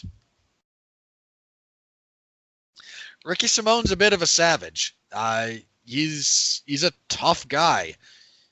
He's got good wrestling of his own. He's got power. He's a bit of a wild man. And it's entirely possible he's just not ready for the level of opposition that even 40-year-old Faber represents. But I don't know. I'm kind of feeling Ricky Simone here. I'm begrudgingly picking Uriah Faber. Uriah Faber. That's true. Again, I don't pick against him often, and it always feels, and most of the time when I do, it feels weird. Again, with a few exceptions, But I do have problems with him, coming out of not quite almost 3-year retirement, 2.5-year retirement, 40. Yeah, we'll see. If this was someone else, I'd probably pick that fighter. But I feel like Faber didn't quite get to the depths that BJ Penn was when he retired several times.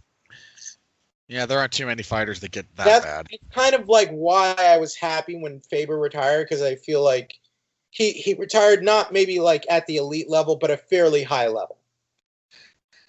Yeah, and we don't need to see the old guard get brutally knocked out 4 times in a row before they call it quits. That's just not necessary.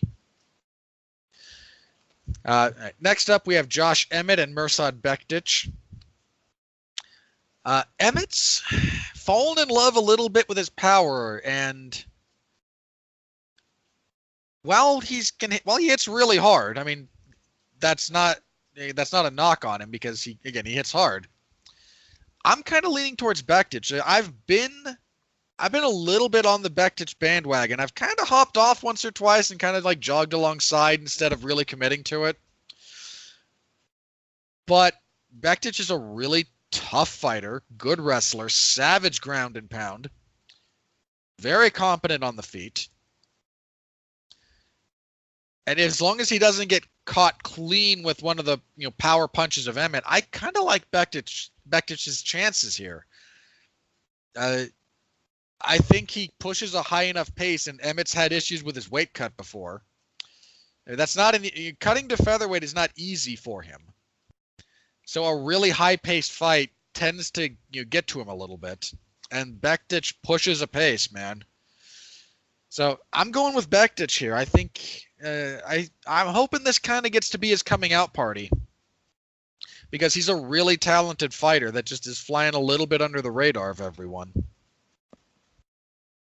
But it's also possible that he gets a bit sloppy and Emmett cold cocks him, because that's happened to a lot of the guys Emmett's fought.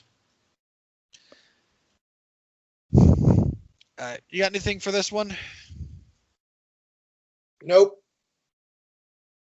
All right. You know what? Let's just do quick hits for the rest of these. There's not a lot here. Beneil Dariush will fight Drakkar Klose. That's a pretty good fight, actually. Dariush coming off the win over Drew Dober. Drakkar Klose is a tough matchup for him in some respects. Klose is a good wrestler, pretty good kicker, and Dariush seems to be slowing down a little bit. I'm going to pick Dariush, but again, that's a very competitive fight. Carl Robertson will fight Wellington Turman. Who was he supposed to fight originally? Like that? Yeah, he was supposed to fight somebody. Really, John Phillips? All right. I got Robertson here. Robertson was a really solid kickboxer. Had some moments of success against... Am I confusing Robertson with someone else? A little bit, but not enough to negate my point. Okay. I know who I'm confusing him with. I'm still going to pick him here. Really solid kickboxer who just has struggled a bit against guys who can really force the grappling. Marvin Vittori will fight Cesar Ferreira. That's a surprisingly good fight, actually. Ferreira coming off of that loss to Ian Heinisch, whereas Vittori coming off of that very close fight with Israel Adesanya. I'm going to go with Vittori there, actually. Ferreira just really seems to have gas tank issues. At light heavyweight, Mike Rodriguez will fight John Allen. Rodriguez, I believe, has fought in the UFC before. Allen has not. I'll go with Rodriguez. Andre Fili will fight Shimon Moraes. Shimon lost to Sadiq Youssef, whereas Fili beat Miles Jury. I'm going to go with Moraes. Probably a mistake, but I'm going to do it anyway. Juliana Pena returns from her layoff, I believe that was pregnancy related, to fight Nico Montano, whose layoff is related to, I don't know. Nico Montano hasn't been seen since she pulled out of that fight with Shevchenko, and the UFC just decided enough. I got Pena here. Nico has some of the bare structure, the bones of being a really good fighter of her game, but there's not a lot of sophistication there, and Juliana Pena has more experience at a better level as well, and I think we'll probably take this. Darren Elkins will fight Ryan Hall. Odd fight. I kind of like Ryan Hall here, actually. It's a weird thing, but I think Elkins is too physically awkward, and while Ryan Hall's not going to, put the kind of physical damage on him that others have, I don't know. I just probably a mistake. Hall's probably gonna go for an Imanari roll, get squashed and pounded on, but I can live with it. I can live with being wrong about this. Livia Hanata Souza will fight Brianna Van Buren. Was this supposed to be something else? Yeah, that's supposed to be Cynthia Calvillo and Souza. But Calvillo has a broken foot, pulled out. I might have actually picked Souza over Calvillo. Souza is... she'll put some damage on you, man. She's a tough woman. But against the short notice replacement, I think she's going to steamroll her. Liu Ping Wan will fight Jonathan Martinez. I'm going to lean towards Martinez. And then Benito Lopez will fight Vince Morales. The UFC likes Benito Lopez, and I think they're giving him an exciting but favorable matchup here with Morales, who's just kind of a brawler. All right, that's the rest of that card. Anything stick out to you, Jeff? Let's see here.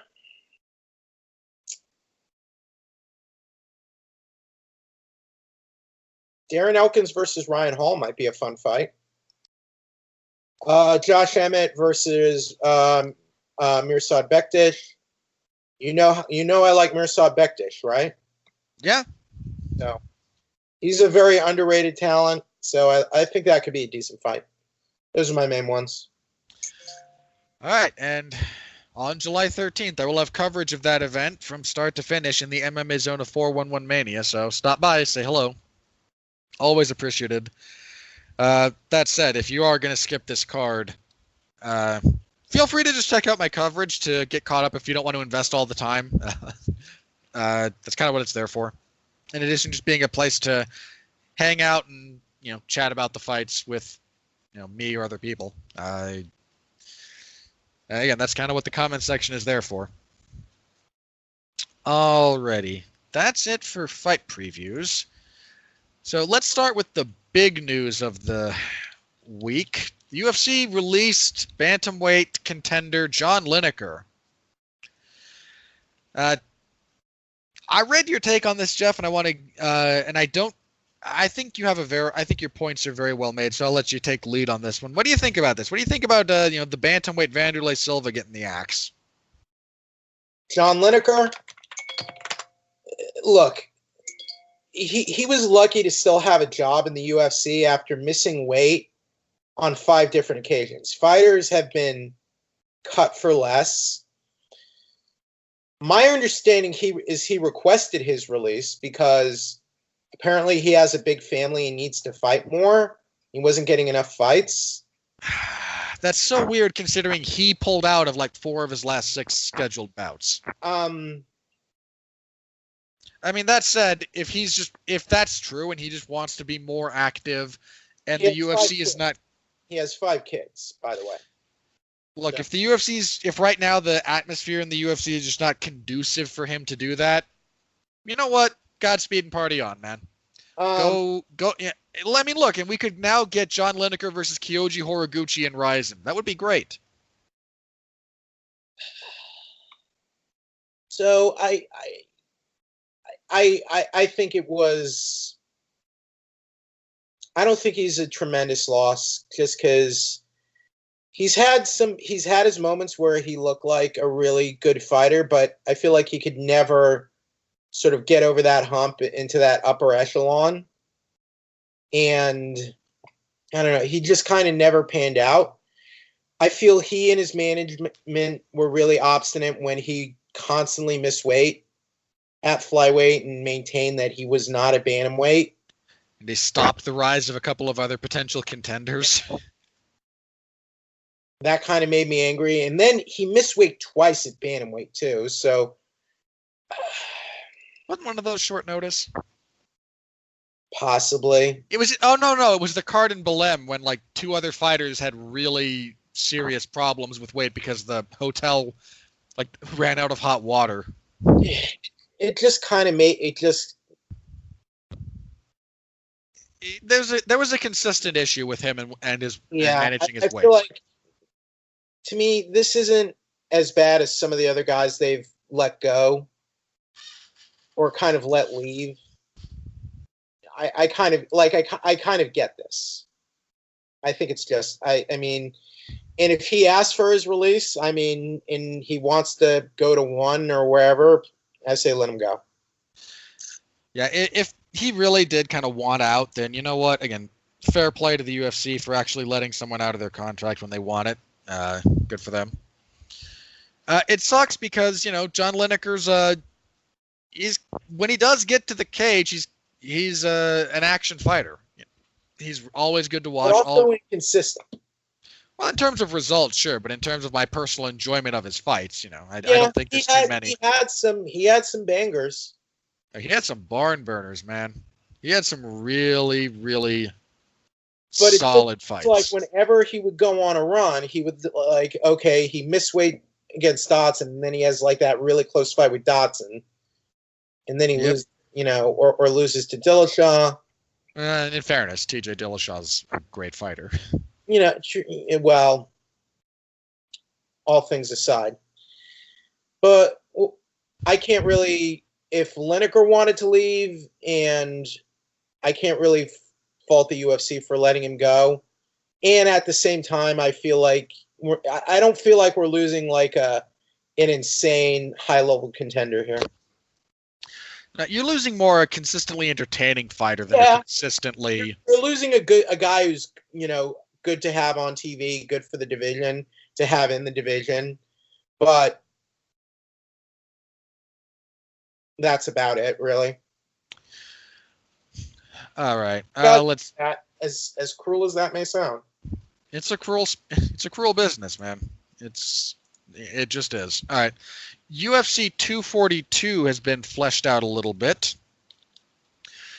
We've had the main event for a while. Khabib and Dustin Poirier, great fight. I think they confirmed a couple of other fights for this card over the last week. Edson Barboza versus Paul Felder. That rematch was announced last night on the broadcast by Paul Felder, who was on commentary. I'm down. I'm completely down for that rematch. Their first fight was a really good fight. It makes sense for both guys. And Barboza coming off of the loss to Gaethje and just 1-3 in his last 4 fights. I mean, again, level of opposition matters. He lost to Khabib, Kevin Lee, and Gaethje, but wins matter too. So, and Felder coming off of the Vic win. It's a good fight. It's a good that might even be your co-main event, depending on how a few things shake out. So that's good. I think they confirmed Mirbek Taisimov and Carlos Diego Ferreira for that card, which is a really good fight. So 242, kind of coming along. They confirmed Andrea Lee versus Joanne Calderwood for that fight, for that event, which is a good fight. Both kind of stand-up fighters, both a little bit longer, both strikers primarily. So that's a really good fight. 242.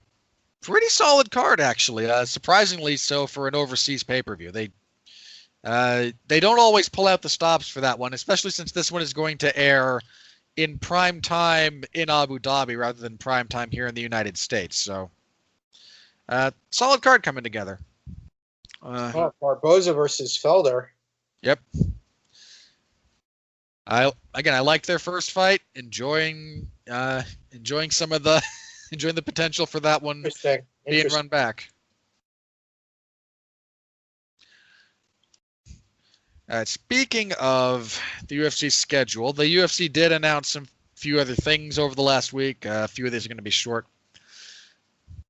The UFC's pay-per-view in Uruguay got a co-main event. The main event for that card is Shevchenko and Carmouche.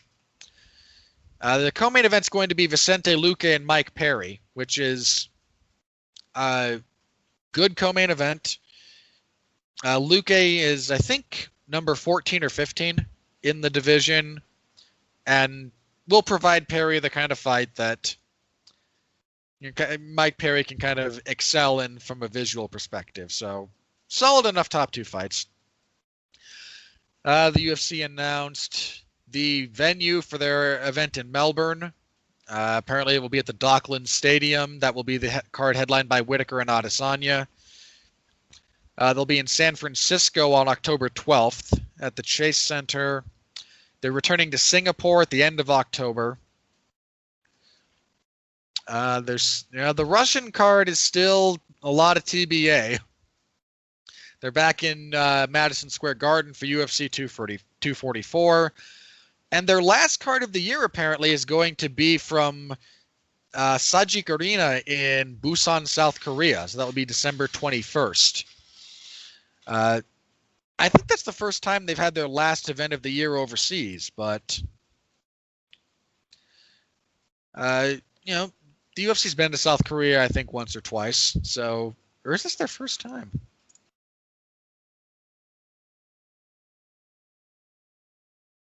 That might be their debut in South Korea. Hang on, I have to confirm this.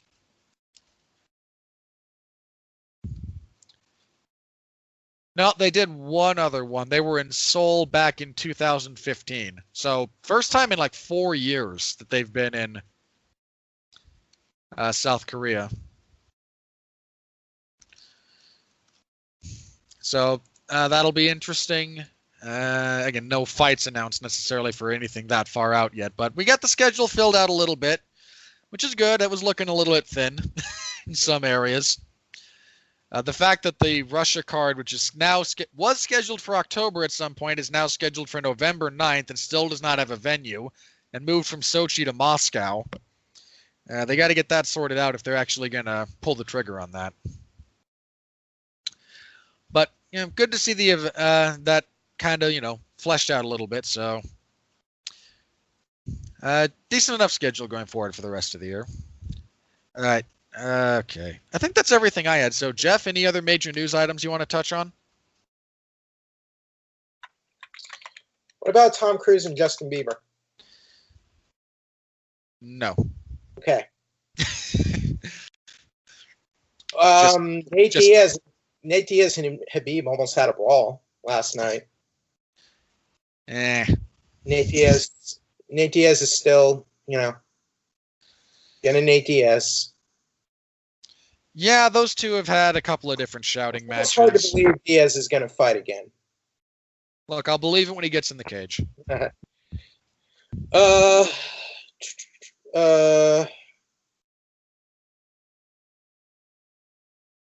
So Covington versus Lawler is official for the ESPN 5 card. Clay Guida versus Jim Miller. I think we knew about that one, right? Yeah, we talked a little bit about the rest of that. Has that card changed at all? I don't think so. Is it crazy that I like Covington for that fight right now? No.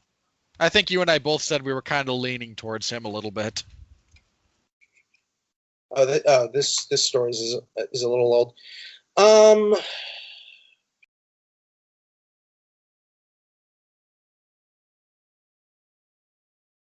I think that's all the major items. Alrighty then, let's go ahead and hop on to plugs then, because you and I both have stuff that we do apart from this. So what's up, Jeff? What do you got to plug? What do you think of Far From Home? Haven't seen it yet. Okay. I will say this though. If what I've had one of them, I believe I had the mid-credit scene spoiled for me. Yeah. And I won't say any more than that. I will put up with a lot of crap just to see that moment. Okay. If I know what I know what you're talking about. So my review of Spider-Man Far From Home yesterday. Check out those reviews. Check out my video game previews from E3. Have Comic-Con coming up. Hopefully going to get some coverage done from there in the coming weeks. So, man, that's just right around the corner. And we have a new Akira anime, like an actual Akira anime coming from Katsuhiro Otomo, the original creator of the manga and the director of the film. So this is separate from the live action film that they're doing right now. So I'm kind of hyped for that, actually. I wrote about that from the Anime Expo over the weekend. So I'm kind of excited about these because I feel there's a lot of material there they can cover there. And I assume that's what's going to be. It's going to be sort of like a readaptation of the manga storyline, my understanding. Well, I think I heard this put the best way, and I can't remember who said this, so I apologize. Yeah. You almost have to look at the movie as kind of its own thing, because it was done when there was still so much more that would come later in the manga. And the movie is, brilliant and a seminal work and changed so many people's perspective on what was possible with animation and what kind of audiences you could reach for it. Like the movie was sort of how do I put this? Sort of like a rough Cliff Notes kind of thing. They kind of, It is very well. It is somewhat the same story. It's also because of some of it's the medium. Some of it was where the overall story would go later after the movie was made. Story. I mean, the actual serialized story wasn't complete yet. So yeah, in some respects, you do have to kind of consider it as its own kind of separate variation of that story.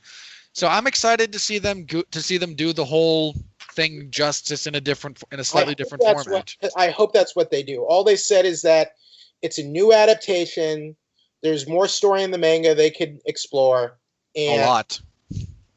Is a lot, because the movie really barely even scratched the surface. Well, the movie only does the first, I think, handful of volumes. Right. Like that's all that was done. Like I think one of the most iconic moments from the actual manga hadn't even been written before when they made the movie. You don't even really see Akira in the movie. Akira is in the manga. He's an actual character. Yeah. He's an actual living, breathing, talking person. Well, and not to spoil a decades-old property, but there's that scene when in the manga when it's a beautifully constructed shot too. That's just like a full 2-page landscape as a giant explosion rocks Tokyo again. Right. Which is again a beautifully composed and beautifully drawn scene that again just hadn't actually happened when the movie was made. So there's a lot of material they can work with. So I wrote a little bit about that from the Anime Expo. So in whatever Otomo is doing, I'm definitely interested in seeing what he puts together. His next film, Orbital Era, which sounds very exciting. Dude's still a workhorse, still at 65. So hats off to the man. So that's about it, though, for plugs for me. All right. As for myself, again, you can find my full report for UFC 239 in the MMA Zone of 411 Mania, and this coming Saturday, UFC on ESPN Plus 13 in that same zone. However you happen to be listening to us, please engage with the content a little bit on the website, be that a like, a comment, a review of some variation. Everybody asks for 5 stars. Don't give me 5 stars. I don't deserve 5 stars. Give me what you think I deserve. But interact with it a little bit wherever you happen to engage with it, please. That would be much appreciated. It helps the algorithm, and the algorithm will soon control the world, so we must appease it. Tuesday, I will have on Damn You Hollywood. Mark Radulich, Alexis Hana, and myself will be reviewing Spider-Man Far From Home. I haven't seen it yet, but I will before I review it, obviously, or that just defeats the purpose. The week after that, I believe we're reviewing Crawl, which will be interesting. It looks stupid, but it looks my kind of stupid, so I'm down. And then next week, we'll be back here. We'll have a full review of UFC on ESPN Plus 13, as well as a preview for UFC on ESPN 4. The UFC will be in, where are they? San Antonio for that. Main event of Rafael dos Anjos and Leon Edwards. A couple of heavyweight fights because God hates me. James Vick and Dan Hooker is actually a pretty good fight. Oh, geez, there's 3 heavyweight fights on that card. That's just wrong. That should not be allowed by law. The laws of man or God. Just not a good thing. All right, we will see you all back here next week then. Until then, thank you again on behalf of Jeff. I am Robert. Stay safe out there, and please continue to be well, be safe, and behave.